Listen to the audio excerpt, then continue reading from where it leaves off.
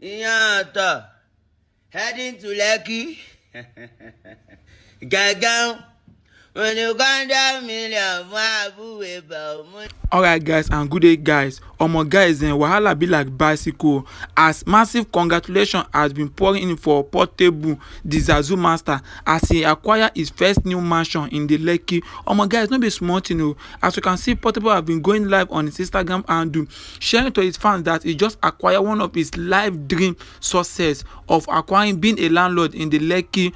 Guys, Portable don dey use style dey comot for inside trenches, don dey enter inside the island be that. As you can see, Abu Ebe is the one that get this mansion for him. So Abu Ebe is the one showing Portable the whole building, as you can see. And Portable has told his fans that after his tour from the USA, United States of America, that he will be returning back to this his new mansion in Lekki.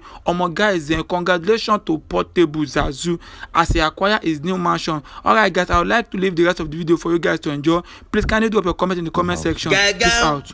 When you got that million, Abu Ebe, money go buy me kọ́lé.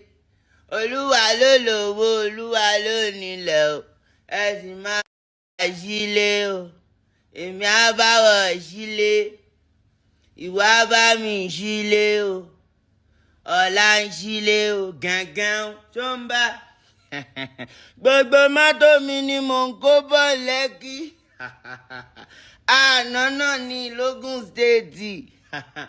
Ẹ̀yin bá ń tì mí, ó súnmọ́ Banana Island o. Abu Ebe ní ló bá mi kọ́lé sí Banana Island.